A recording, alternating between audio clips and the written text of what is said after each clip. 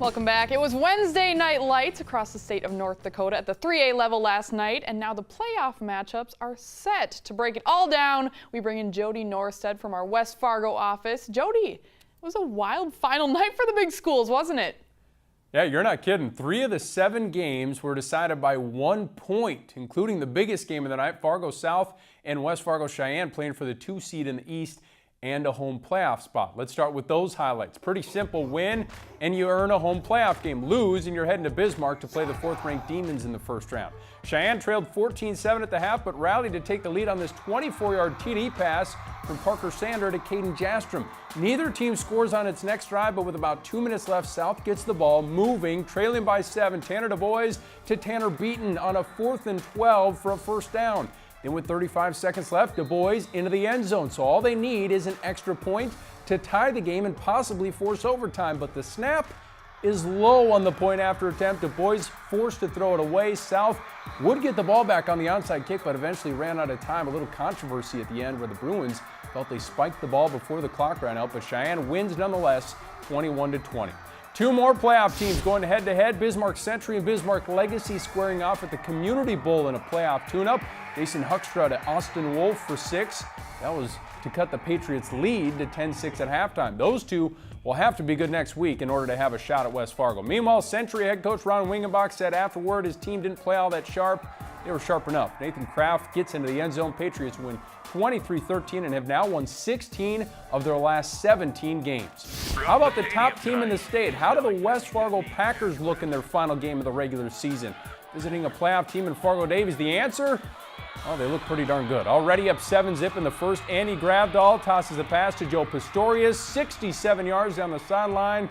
Boy, this team can beat you in so many ways. The run game was humming along too. Jared Franick rushed for 3 touchdowns in the first half. The Packers were up 41-0 at the break.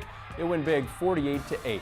No playoffs next week for Fargo North or Grand Forks Central, but that didn't stop these two from playing an outstanding football game. The Knights trailed 27-21 with under 4 minutes left when Zach Murphy bombs it down the field to Sam Charles. The bobbling catch gets the Knights in the red zone.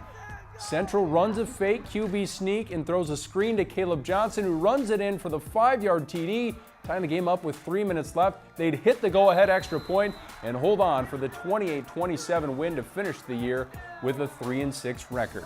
Minot and Bismarck both ended their regular seasons with wins, so after a full regular season, we're left with 8 teams vying for the state title. West Fargo is your clear-cut favorite with an unblemished record. They've beaten teams, Kelly, by an average of 32 points per game. That number tells you all you need to know about their level of dominance. They'll open the playoffs with Legacy for a 2nd straight year. They're on the opposite half of the bracket from 2-time defending state champ Century, the team responsible for ending the Packers' last 2 playoff runs.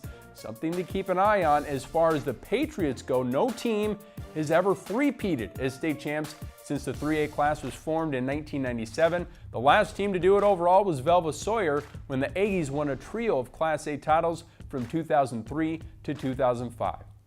Kelly, these teams will use the next few days to rest up, get healthy, and then a week from tomorrow, next Friday, we'll go from the Elite 8 to the Final Four. I'm looking forward to it. Also, don't forget, we'll have extended highlights and reaction tomorrow night on Varsity Sports Live. Plus, we'll set up a big Saturday of Class A and 9-man playoffs. All right, thanks, Jody. Definitely looking forward to it, and we will see you then. Well, coming up after the break, it's a USD grad who took advantage of a red-hot opportunity with strength and conditioning. You don't want to miss this one, so stay tuned.